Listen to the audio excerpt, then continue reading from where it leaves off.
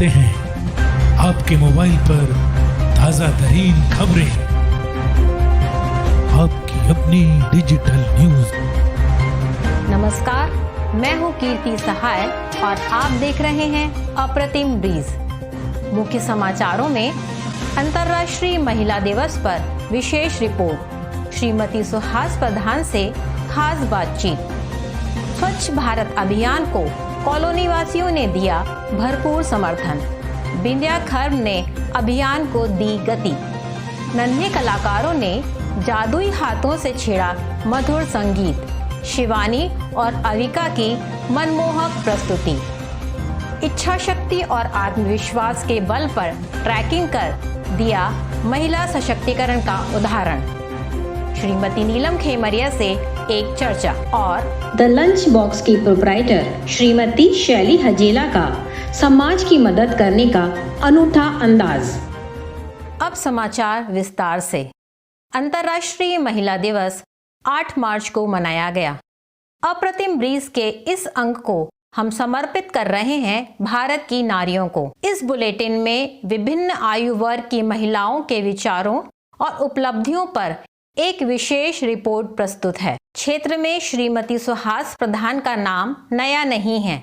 वे एक वरिष्ठ समाज सेविका हैं और राजनीति में भी एक सक्रिय भूमिका निभाती हैं। महिला दिवस पर उन्होंने समाज की महिलाओं को संदेश दिया है। प्रस्तुत है उनसे बातचीत के कुछ अंश। सशक्त महिला वो रहती है जो अपने बच्चों को संस्कार भी दे पाए। आप समाज को बिगाड़ रहे हैं इस नाम से। कभी महिला कमजोर रही ही नहीं है, कभी नहीं रही है। ये बीच में जो इन्वेजन्स हुए थे अपने यहाँ, मतलब हमारे संस्कृति में अगर पुरुष महिला के साथ ना बैठे पूजा करने तो उसकी पूजा पूरी नहीं होती है और देवी की स्तुति ज्यादा होती है अपने यहाँ। चलिए ये पुरानी चीजें हो गई। आज भी अगर माँ चाहे और अपने बच्चों को प्रॉपर संस्कार दे, 25 साल बाद वो पुरुष से ज्यादा स्ट्रांग हो जाती है उसी घर में।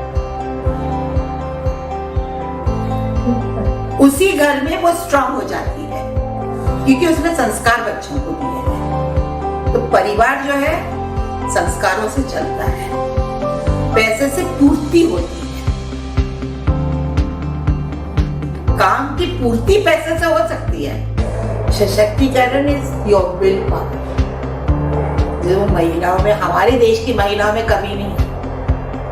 हम लोग बहुत स्ट्रॉन्ग ये होता है। और हमारे यहाँ अब तो खैर वो बंद हो गया। पहले हमारा मतलब हमने भी अपने बच्चों शादी हो जाएगी, करोगी क्या, ना कटाओगी, मतलब इस तरह से माँ शुरू से बच्चे को तैयार करती कि बेटा तेरे को घर भी चलाना है, नौकरी कितनी कर लो तो इस तरह का जो है। और it's not what you way makes you modern.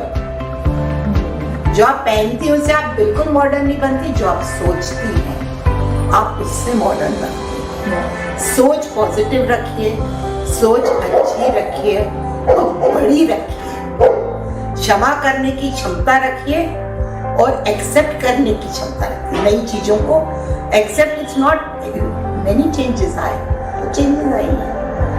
पता हमें अब महसूस होता है कि आजकल के बच्चे जो बोलते हैं कितने ओपन है वो लोग हर चीज से, तो उस तरह से हमको भी होना पड़ेगा।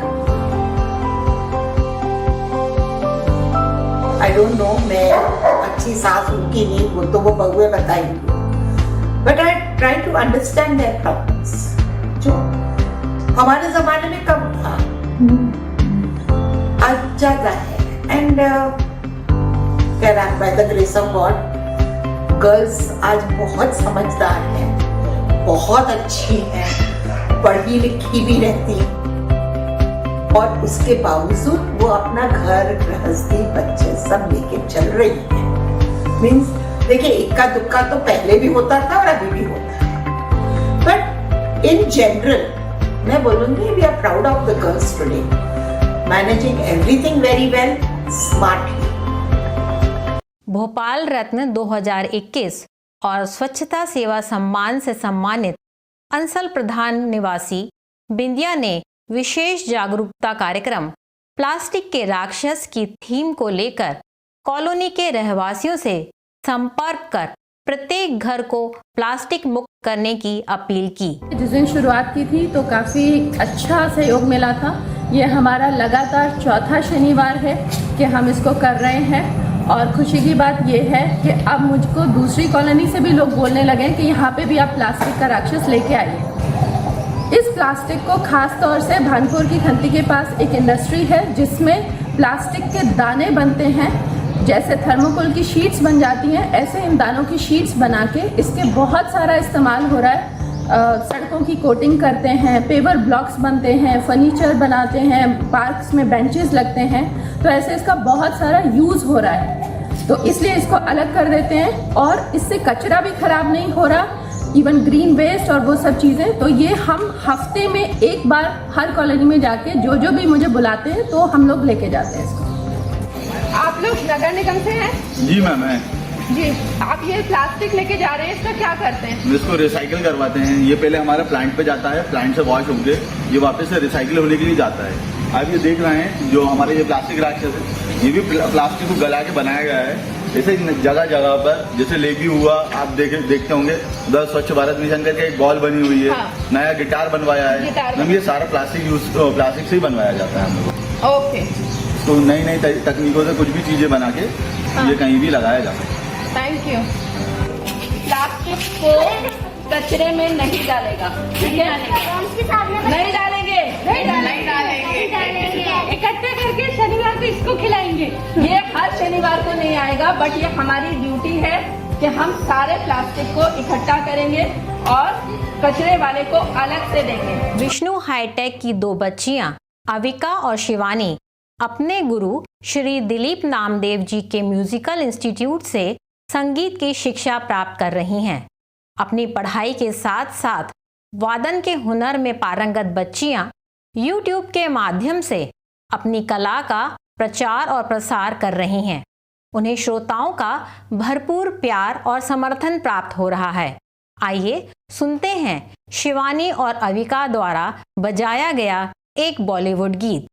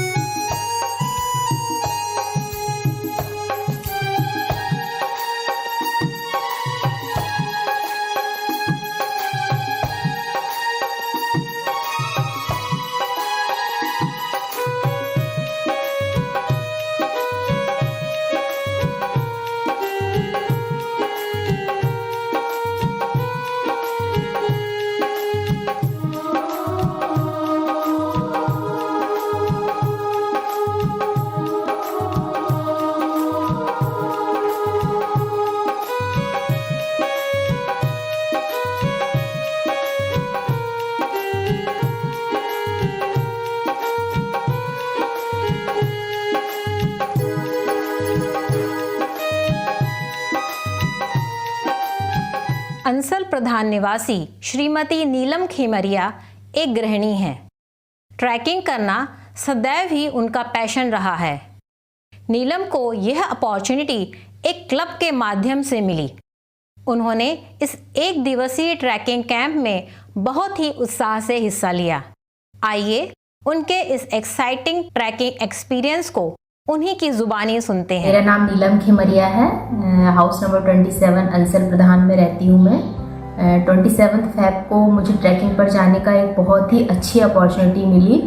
तो बचपन से ही मैं सोचती थी कि मुझे इस टाइप की ट्रैकिंग में मुझे जाना है और नेचर से मुझे काफ़ी लगाव है।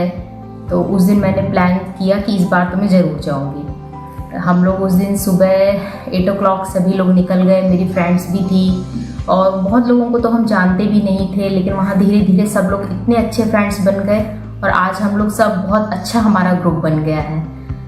यहाँ से पहले हम कोलार डैम गए, सभी लोग वहाँ पे मीटिंग पॉइंट था, वहाँ सब लोग मिले।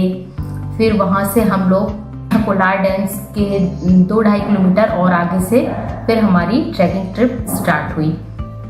बहुत ही अच्छा लगा हमको वहाँ जा कर के, मतलब वो इतनी अच्छी जगह है, इतने उस फॉरेस्ट में वो हमें ऐसी ऐसी जगह पे लेकर के गए कि जहाँ पर हम जनरली नहीं जाते हैं। और गाड़ियों से जाना, जैसे हम और दूसरे नेशनल पार्क में अपनी गाड़ी वगैरह लेकर के घूमते हैं, उससे तो पॉसिबल ही नहीं था।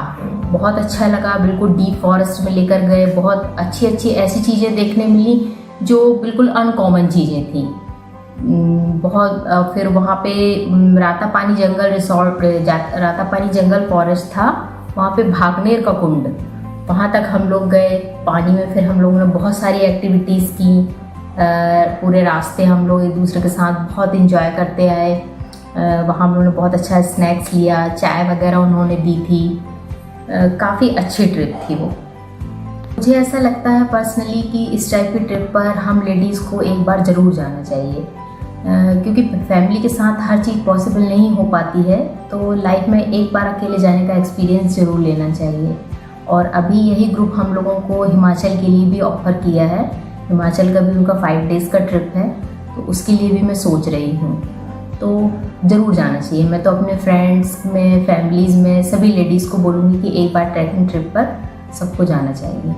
खबरों के अंत में प्रस्तुत है द लंच बॉक्स की प्रोप्राइटर श्रीमती शैली हजेला का समाज की मदद करने का अनूठा अंदाज। नमस्कार, मैं शैली हजेला पिछले 5 सालों से लंच बॉक्स रन कर रही हूँ।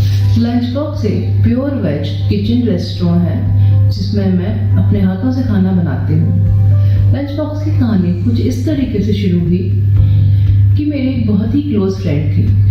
वो छुट्टियों में अपनी मम्मी के घर जा रही थी, तो उसने मुझे रिक्वेस्ट की कि शैली, क्या तुम कुछ दिनों तक मेरे हस्बैंड को ब्रेकफास्ट और डिनर दे दोगी? मैंने कहा हाँ। फिर इस तरीके से मुझे धीरे धीरे ऑर्डर्स मिलना शुरू हुए और मैं लोगों तक सप्लाई करने लगी। सब लोगों को मेरा खाना बहुत अच्छा लगा, बहुत अप्रिसिएशन मुझे मिला और इस तरीके से मुझे मोटिवेशन भी मिला। मुझे मेरे हस्बैंड ने बहुत सपोर्ट किया। लंच बॉक्स के मेन्यू में पनीर की डिशेस हैं, मिठाइयाँ हैं, चाइनीज़ फूड है, थाली है और भी बहुत कुछ है। इसमें मैं ये इंश्योर रखती हूँ कि मैं जो भी यूज़ करूँ, चाहे वो स्पाइसेस हो चाहे वो ऑयल हो, उसमें कोई कॉम्प्रोमाइज़ नहीं हो। पिछले साल कोरोना काल में लंच बॉक्स को एक नया मोड़ मिला जब मैंने देखा कि कोरोना अफेक्टेड फैमिली जिनके घर लोगों का आना जाना वर्जित है, कोई भी सप्लाई बंद है, ऐसे में उन लोगों के लिए कोरोना से लड़ना ही अपने आप में एक बहुत बड़ी जंग थी। और फिर अपने लिए अच्छा खाना बनाना ये कितना मुश्किल काम था। फिर मैंने खुद को प्रण किया कि मैं उनकी मदद करूँगी। फिर एक दिन मेरी एक फ्रेंड का फ़ोन आया जो मेरी काफ़ी अच्छी फ्रेंड है और उसने मुझे बताया कि वो कोरोना पॉजिटिव हो गई है और वो बताते बताते रोने लगी। उसने मुझे बोला कि मैं खाने के लिए बहुत परेशान हूँ, कोई हमारी मदद करने नहीं आता है। फिर मैंने उसको इंश्योर किया कि तुम 14 दिन तक परेशान मत हो, मैं तुम्हें ब्रेकफास्ट, लंच, डिनर सब प्रोवाइड करूँगी। इस तरीके से मैंने खुद से एक प्रॉमिस किया कि हाँ, अब मैं कोरोना पेशेंट्स की पूरी मदद करूँगी। इस तरीके से मैंने लंच बॉक्स के माध्यम से कोरोना अफेक्टेड फैमिलीज़ को खाना पहुंचाना शुरू किया और अभी तक मैं 40 से 45 फैमिलीज़ को लंच, डिनर प्रोवाइड कर चुकी हूँ। जब मैं उनका फीडबैक पढ़ती हूँ तो मुझे बहुत अच्छा लगता है कि मेरी एक छोटी सी मदद से किसी की कितनी बड़ी मदद हो सकती है। मेरा आप सभी से सविनय निवेदन है कि जिसको भी अच्छी डाइट की या हेल्दी डाइट की ज़रूरत हो उसको आप मेरे को संपर्क करने के लिए कहें, मैं उनको खाना पहुंचाऊंगी। वैसे तो लंच बॉक्स का एक टाइम होता है, लंच और डिनर का, लेकिन कोरोना पेशेंट्स के लिए मैंने 24 आवर्स उसको ओपन किया हुआ है। कोरोना को हराना हम सभी की एक ड्यूटी है, जिसमें हमें रेगुलर हाथ धोना है, 2 गज की दूरी रखनी है, मास्क पहनना है, ये सब बातों का ध्यान हमेशा रखना है। आपका दिन शुभ हो। अगले अंक में रोचक खबरों के साथ फिर मुलाकात होगी। तब तक के लिए नमस्कार।